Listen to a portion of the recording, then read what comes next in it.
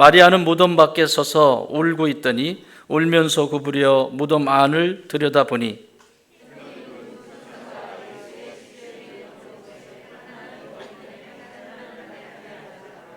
천사들이 이르되 여자여 어찌하여 우느냐 이르되 사람들이 내 주님을 옮겨다가 어디 두었는지 내가 알지 못함이니이다.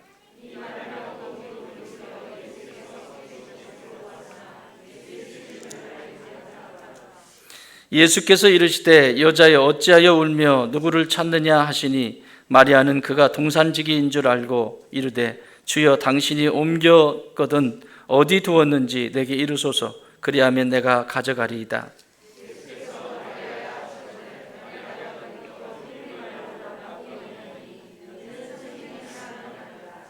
예수께서 이르시되 나를 붙들지 말라 내가 아직 아버지께로 올라가지 아니하였노라.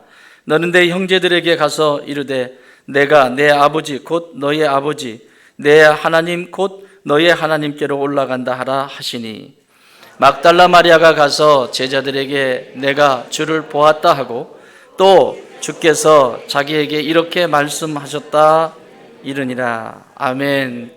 옆에 분에게 이렇게 인사하십시다. 예수님 부활하셨습니다. 한 번 더 분명히 부활하셨습니다. 우리가 이 땅을 살아가면서 그리스도인들이 가지고 살아가야 될 세 가지 신앙관이 있습니다. 그 첫 번째는 창조신앙입니다.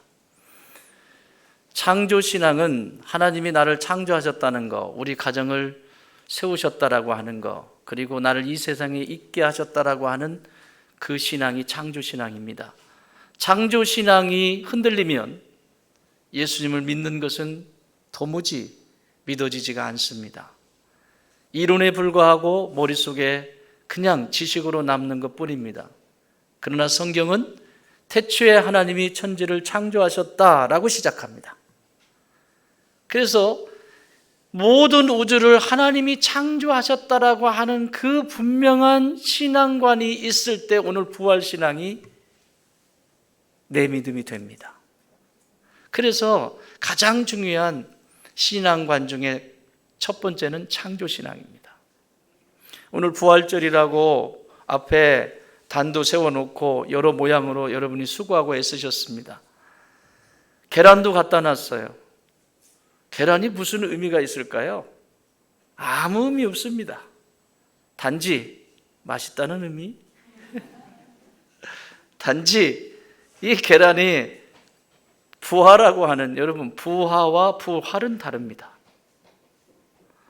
부화는 껍질을 깨고 나온다고 해서 부화고, 부활은 없는 것 가운데 완전히 끝난, 우리의 인간의 방법으로는 어떻게 할 수 없는, 생명의 씨앗이 없는 그런 상태에서 다시 회복되는 것을 부활이라고 말합니다. 그러므로 성도에게 있어서 중요한 두 번째 신앙과는 부활신앙입니다. 그런데 오늘날 가만히 보면 부화신앙인지 부활신앙인지, 안에서 병아리가 깨서 밖으로 나오는 것도 힘든 일인데 이것도 어려운 일일 수 있습니다. 부활신앙을 믿는다라고 하는 것은 하나님이 천지를 창조하셨기 때문에 오늘 내가 있고 내 삶 속에 위기와 문제와 어려움이 있을 때 내가 믿는 예수님은 반드시 좋은 것으로 바꾸어 주신다. 그래서 나는 그분 앞에 엎드려서 기도할 수밖에 없고 그분을 닮아가기 위해서 오늘도 그 앞에 서 있는 것이죠. 제가 늘 말씀드리죠. 여러분 인생 가운데 아무 문제가 없습니까? 평안합니까? 아이들도 잘 삽니까? 그리고 내가 큰 갈등 없습니까? 그 시간은 저축하는 시간입니다. 허비하는 시간이 아니라 저축하는 시간입니다. 무엇으로 저축하라고요? 하나님의 말씀과 기도로 저축하십시오. 저축해 놓아야 내 인생에 위기가 있고 어려움이 있을 때 이길 수 있습니다. 넘어설 수 있습니다. 왜 무너질까요? 왜 문제가 생기고 인생에 어려움이 있을 때 부활신앙이 내 안에 와닿지 않을까요? 먹은 게 없으니까.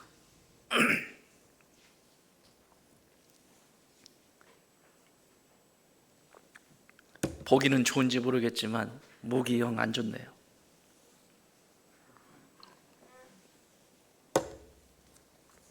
아닙니다. 없습니다.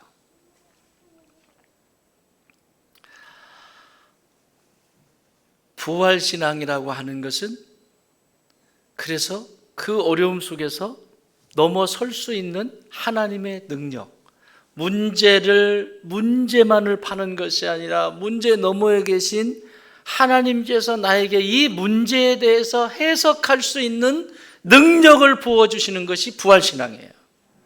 우리는 이 땅을 살아갈 때 아무 문제가 없는 사람 없습니다. 문제 없는 사람 어디 있지요? 공동묘지 가면 있어요. 크고 작은 문제가 다 있습니다. 우리 아이들 여기 같이 예배 드리는데 서연이는 서연이만큼의 고민이 있고, 우리 보경이는 보경이만큼의 고민이 있고, 우리 비주는 비주만큼의 만큼의 고민이 있어요. 또 어른은 엄마는 엄마만큼의 고민이 있고, 다 자기만큼의 고민이 있습니다. 그렇죠, 우리 친구들? 그렇답니다. 내 인생 많이 살았습니다. 막 이랬어요. 좋잖아. 고민이 많지? 많아요. 제 방에 와서도 고민이 많은 것 같아요. 요새 오늘 세례를 받으시는 우리 안세혁, 세혁아, 너는 고민이 없지? 없답니다. 고민이 없는 사람 이 세상에 아무도 없습니다. 크든 적든 다 고민이 있어요. 그러나 그 어려움과 고민을 넘어설 수 있는 것이 부활하신 예수님께서 나에게 해석할 수 있는 능력을 부어주시기 때문에 넘어설 수 있는 것입니다. 부활신앙이 그렇게 중요해요. 조금 더 말씀을 드리겠습니다만은 마지막 하나는 뭐죠? 재림신앙입니다. 이 세 가지 신앙과는 여러분 흔들리면 기독교의 신앙은 아닙니다. 그냥 동네 개 모임이고 동호회 모임이고 그냥 움직이는 거지. 재림신앙입니다. 재림신앙은 예수님이 다시 오신다. 내가 그분 앞에 언젠가는 만난다. 나를 창조하신 그분과 함께 만난다라고 하는 마지막에 대한 내 삶을 점검할 수 있는 신앙입니다. 그래서 오늘 내게 주어진 시간과 물질과 재능과 모든 지식들이 하나님의 기쁨을 위해서 오늘도 쓰임받기를 위해서 헌신하게 되는 거죠. 그게 재림신앙이에요. 여러분, 재림신앙을 가지고 있는 사람은 오늘의 삶이 다릅니다. 방황하지 않습니다. 말씀을 가까이 하고 또 그 말씀을 실천하는데 내 삶을 드립니다. 그래서 능력 있는 삶을 살아가게 됩니다. 잊지 마십시오. 창조신앙, 부활신앙, 재림신앙. 여러분의 인생이 흔들립니까? 창조신앙, 부활신앙, 재림신앙을 체크해 보십시오. 나는 어디서 흔들리는가? 자, 오늘 부활신앙 이야기입니다. 여러분, 부활이 없다면 어떤 일이 일어났을까요? 이 세상에 부활이 없어. 그냥 이게 끝이야. 첫 번째는 예수님이 부활하실 수 없으셨겠죠? 부활이 없다면. 이건 제 얘기가 아니고 고린도전서 15장의 이야기예요. 만일 부활이 없다면 그리스도가 어떻게 부활했겠냐? 또 그리스도가 부활하지 않았다면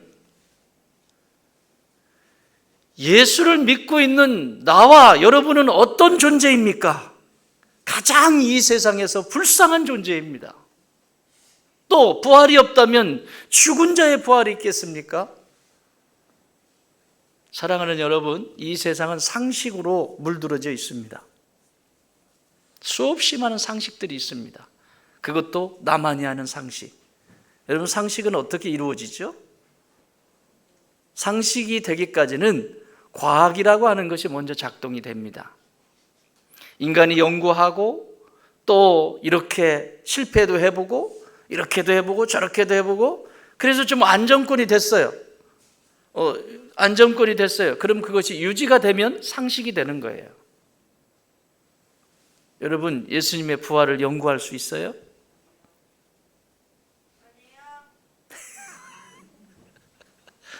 연구할 수 없습니다. 예수님의 부활을 연구할 수 있는 게 아니에요. 그래서 상식이 될 수가 없어요. 그런데 상식으로, 과학으로 이것을 입증하려고 하면 인간의 머리가 한계가 있잖아요. 어떻게 그 광대하신 하나님의 세계를 인간이 이 지력이라고 하는 것을 통해서 이해를 하겠습니까? 그래서 믿음이 필요한 거예요. 하나님이 창조하신 창조신앙이라고 하는 그 믿음이 필요한 거예요. 그 창조하셨다면 오늘 죽은 자도 살리실 수 있는 것 아닙니까? 온 우주를 하나님이 창조하셨다면 아무리 어떤 것이라도 다시 원상복구 시키실 수 있는 분 아니십니까? 그래서 믿음이 필요한 거예요. 오늘 이 마리아는 막달라 마리아입니다. 막달라 지방에 있었던 여인인데 이 여인은 참 힘든 여인이었습니다. 예수님을 알기 전에 이 여인은 7 귀신에 사로잡혀서 자신의 인생을 살고 있지 못하는 사람이었습니다. 죽은 존재입니다. 또한 도덕적이고 윤리적인 부분에서도 너무너무 추한 삶을 살았습니다. 여러분, 귀신은 깨끗해요? 더러워요? 귀신의 이름 앞에 붙는 형용사는 항상 더러운 이렇게 붙습니다. 귀신이 하는 것은, 귀신이 생각 속에 집어넣는 것은 더러운 것, 마음속에도 더러운 것, 삶 속에도 더러운 것. 그러니 이 여인이 7 귀신이 들렸다고 하는 것은 그 엄청난 더러운 것으로 꽉 차 있었다라고 하는 거예요. 그런데 이 여인이 예수님을 만났습니다. 그리고 예수님을 만난 후에 7 귀신이 떠나갔습니다. 할렐루야. 여러분, 오늘날도 이 귀신의 역사는 지금 이곳에도 왔다 갔다 하죠. 장난치죠. 이런 마음 저런 마음, 생각도 이런 생각 저런 생각, 자기 하고 싶은 대로 생각하고 그냥 드는 줄 아세요? 그거? 영적인 세계 속에서는 가지고 노는 거예요. 제자리에다 놔두질 않아요. 지금 얘기하세요. 야, 제자리에다 갖다 놔라. 집중하지 않고 뭔가 분산되어지고, 그리고 내 삶에 지금 필요한 것이 무엇인지 단 한마디도 들리지 않고 왔다 갔다 왔다 갔다 왔다 갔다. 누가 하는 짓일까요? 성령께서 하는 일이죠? 아닌가요? 네. 귀신은 더럽습니다. 그래서 이 여인의, 마리아라고 하는 이 여인에게 7 귀신, 성경은 7 귀신이라고 얘기합니다. 7 귀신은 1명, 2명, 3명 세어서 7 귀신이 아니라 그냥 꽉 차 있었다라고는 숫자 7을 얘기하는 거예요. 어느 구석을 살펴봐도 회생할, 다시 원래대로 돌아올 가능성이 전혀 없는 상태를 이야기합니다.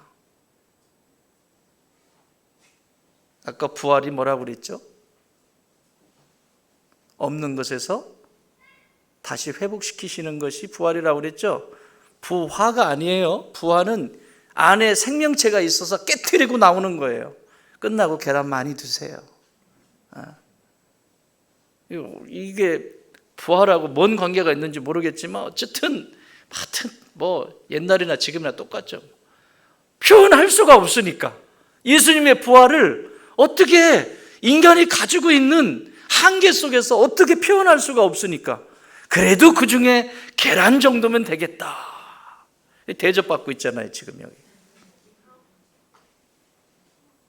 끝나시면 우리 아이들 다 나눠주세요.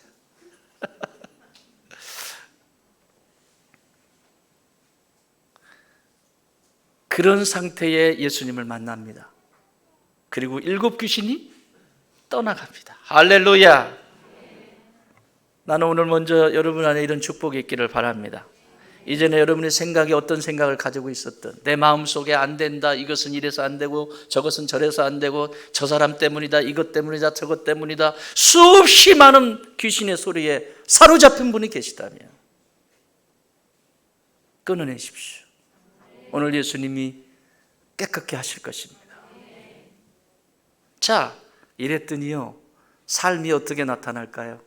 내 인생이 아니었는데 예수님 곁에서 계속 따라다니면서, 옆에 따라다니면서 예수님이 필요를 채우고, 예수님의 제자들이 가는데 먹을 것도 채우고, 자신이 할 수 있는 것은 빨래도 해드리고 수없이 많은 일들을 합니다. 옆에. 물론 성경에 빨래 했다는 얘기는 없어요. 근데 여러분, 그 뭐 여러 가지 했겠죠. 막 이것도 하고 저것도 하고 모든 잡일을 예수님이 사역하시는데, 예수님이 하나님의 나라를 위해서 사역하시는데 필요한 모든 것은 이 여인이 바짝 붙어서 챙깁니다.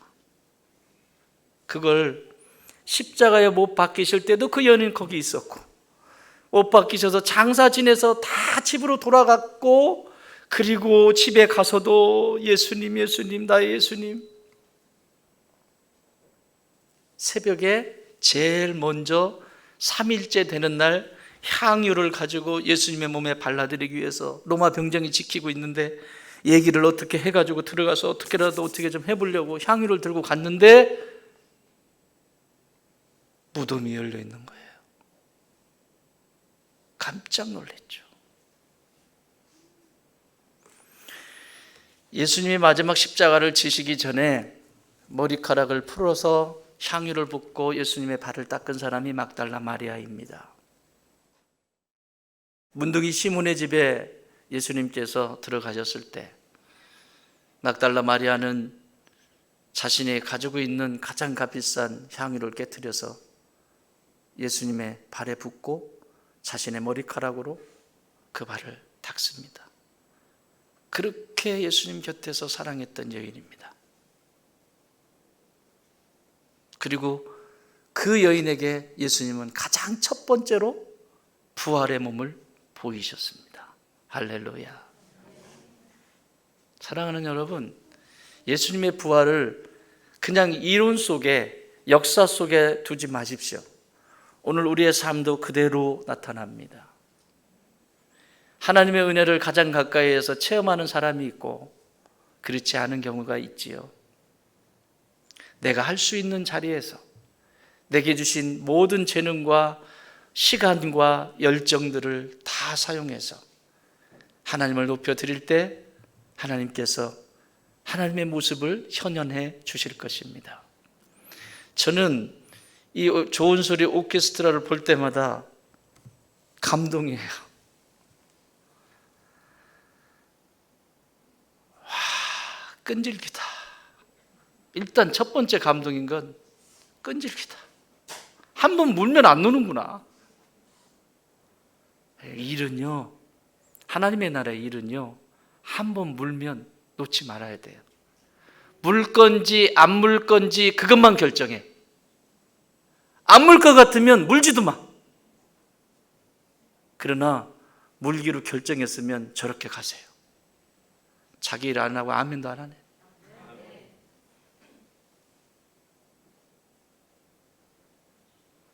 주구장창 하는 거예요. 주구장창. 무슨 필하모니 오케스트라처럼 뭐 실력이 뭐 대단합니까? 아니요. 하나님이 그 찬양을 받으실까요? 주구장창 이렇게 하고 있는 이 찬양을 받으실까요? 막달라 마리아의 찬양을 받으신 주님을 찬양합니다. 이름을 잘 진 것 같대. 하나님, 저 일거리 없어요? 막 달라고 그래서 막달라 마리아야. 막 주세요. 그래서 막달라. 또 하나는 오늘 찬양팀 찬양을 준비하시는데 이 고퀄리티인데 이게 수준이 대단한데 어디 계신가요? 찬양. 아유, 예. 어떻게 그렇게 언제 연습을 그렇게 하셨습니까? 이야, 찬양팀이 날로 악기팀은 힘들었겠지만 이 악기팀 굉장히 힘들었겠어. 이거 좀 어디 갔어? 베이스, 드럼 다 어디 갔냐? 저기 있네. 우리끼리만 얘기합시다. 힘들었지. 그 짧은 시간에 그걸 만들어내려면 그게 쉬운 게 아니에요. 여러분, 그게 쉬운 게 아니에요. 거기엔 희생이 있고, 시간에 대한 희생과 헌신이 있고, 열정이 있고, 그게 다 막달라 마리아의 모습이에요. 부활의 예수님은 이런 사람들에게 첫 번째로 보이십니다. 그런데 오늘 부활의 예수님을 만났는데 마리아가 알아보지를 못해요. 왜냐하면 부활을 아직 믿고 있지 않기 때문에. 예수님 곁에서 열심히 내가 내 안에 있는 일곱 귀신을 쫓아냈기 때문에 내가 내 삶이 다시 새로운 삶으로 사는 것에 대한 감사와 기쁨과 그 열정을 다 쏟아부어서 예수님을 섬기는데, 부활에 대해서는 아직 들었음에도 불구하고 그게 아직 믿어지지 않아요. 사랑하는 여러분, 믿어지지 않을 때, 부활이 믿어지지 않을 때 나타나는 현상이 있습니다. 여기 9절에 보면 그들은 성경에 그가 죽은 자 가운데에서 다시 살아나야 하리라 하신 말씀을 아직 알지 못하더라. 11절에 마리아는 무덤 밖에 서서 울고 있더니 울면서 구부려 무덤 안에 들여다보니, 어디 가셨냐는 얘기죠. 내가 그렇게 사랑하는 내 예수님. 사랑하는 여러분, 부활을 믿지 않으면 날마다 웁니다. 슬픔 속에 있습니다. 나만 왜 그래? 왜 우울증이 올까요? 할 일이 없어요. 내가 정말 가치와 의미와 오늘도 생명을 살리기 위해서 헌신하고 눈코 뜰 새 없이 하나님의 기쁨을 위해서 오늘을 드릴 때 어떻게 그런 것들이 감이 와가지고 장난을 칩니까?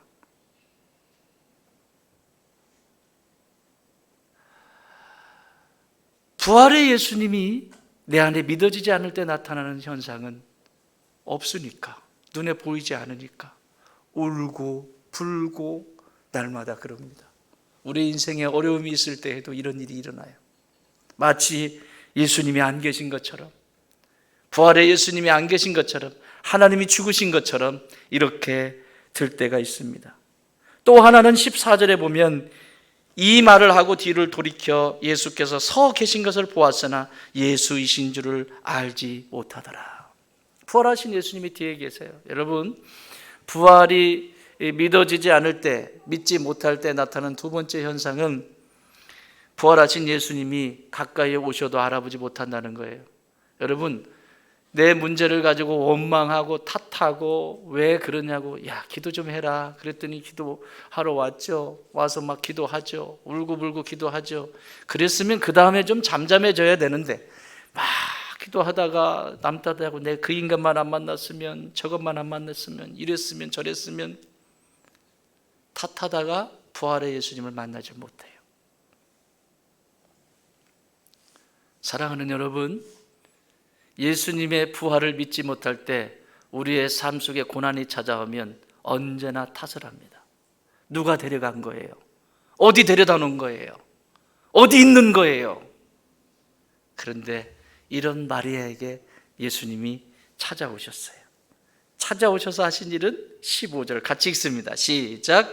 예수께서 이르시되 여자여 어찌하여 울며 누구를 찾느냐 하시니 마리아는 그가 동산지기인 줄 알고 이르되 주여 당신이 옮겼거든 어디 두었든지 내게 이르소서 그리하면 내가 가져가리이다. 여전히 마리아에게는 열정이 있습니다. 어디 두었는지 알면 내가 또 다시, 지금 이 무덤이 누구 무덤이죠? 예수님이 들어가신 무덤이 원래 아리마대 사람 요셉의 무덤이에요. 그건 사내들인 공회원이에요. 종교 지도자예요. 높은 위치에 있는 사람이에요. 그래서 내가 죽으면 우리나라처럼 이런 봉으로 되어 있는 묘가 아니라 팔레스타인의 묘는 바위를 깎아서 안을 동굴처럼 만들어 놓고 거기 위에 누울 시신을 자리를 이렇게 마련해 놓고 그리고 큰 돌로 이렇게 아기를 딱 맞게 빈 무덤을 만들어 놓습니다. 아리마대 사람 요셉도 부자였습니다. 그래서 미리 무덤을 준비해 두었습니다. 근데 그 무덤을 예수님께 내어드린 거죠. 나는 이것을 묵상할 때마다 인생은 남는 장사를 하자, 이런 교훈을 얻습니다. 여러분, 내가 들어가려고 했는데 예수님께 양보했어요. 근데 예수님이 3일 만에 부활하셨으니 그 무덤 누구께 돼요? 드리고 내 거 되고. 남는 장사 하십시오. 흠켜지고 내 건데, 내 건데, 이건 절대 놓을 수 없어. 남는 장사 하세요. 예수님께 내어드리고, 따라합시다. 예수님께 내어드리고, 내가 도로 받자. 저는 이 아리마대 요셉이 그 무덤으로 들어갔을 것 같아. 다시 자신이 죽을 때 유언을 했을 것 같아. 물론 성경엔 나오지 않아요. 나 같으면 그랬을 것 같아. 내가 죽으면 꼭 이 무덤에 그 부활의 소망이, 꼭 이 무덤에.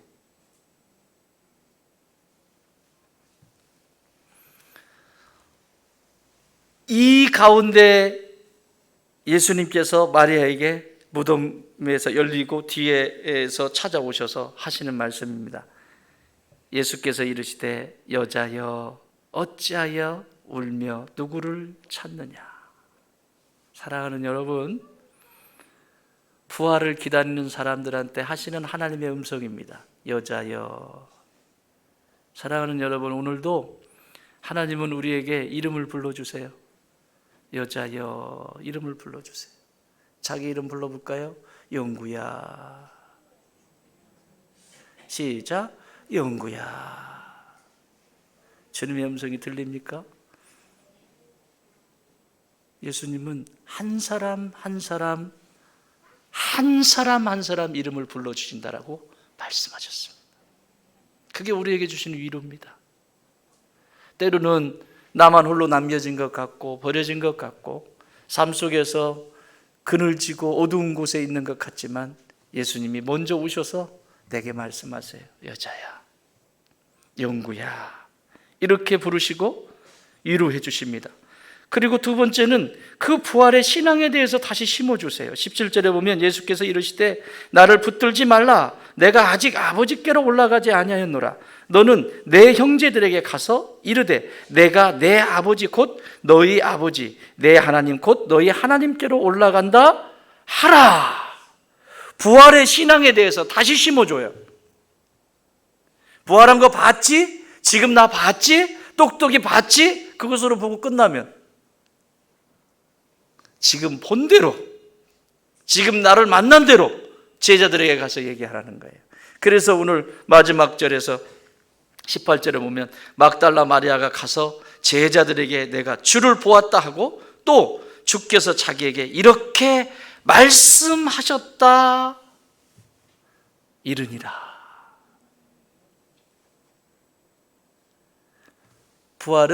나의 부활은 내 삶에 문제와 위기가 있을 때 나의 부활은 그것으로 끝나지 않아요. 반드시 증거가 되게 돼 있습니다. 여러분의 가정이 힘들어요? 그 힘들지만 그 힘든 가정의 위기와 어려움 속에서 예수님 붙들고 일어서서 다시 한번 부활의 기쁨을 누릴 때 나에게로 끝나지 않고 이 부활의 기쁨은 누군가에게, 나처럼 힘들어하는 누군가에게 이 부활은 전파된다라고 하는 사실입니다. 그래서 예수님의 부활은 위대한 거예요. 장난이 아니에요. 2000년 전에 예수님의 부활의 사건을 로마 역사 속에서는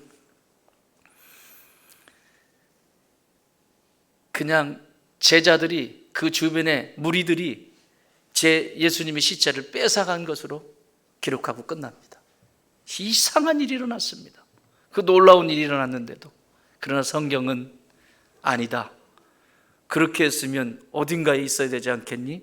아니, 그렇게 했으면, 부활했으면 그냥 부활하고 그냥 올라가고 끝났어야 되잖아. 며칠 동안요? 예수님 부활하시고 며칠 동안 이 땅에 계셨어요? 한 사흘? 한 7일? 며칠? 40일. 여러분 40일이면 한 달하고도 열흘입니다. 40일 동안 예수님을 사랑했던 사람들, 로마 병사들에게, 로마인들에게, 헤로데에게 보인 것이 아니라 예수님을 사랑했던, 예수님과 함께했던 사람들에게 내가 부활했다라고 그 똑똑히 자신의 부활하신 모습을 보여주십니다. 왜 그럴까요? 왜 보여주실까요? 앞으로 닥치게 될 그 환난 앞에 이길 수 있는 힘을 불어넣어 주시는 거예요. 기독교 역사 속에 이 초대교회는 너무나 고통스러운 시간이었거든요.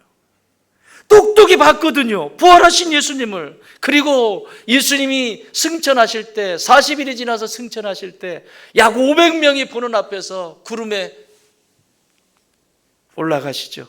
천사가 말하죠. 뭘 보고 있느냐? 너희가 본 모습 이대로 왕이신 이분은, 이 예수님은 다시 이 모습 이대로 다시 오리라. 믿으십니까?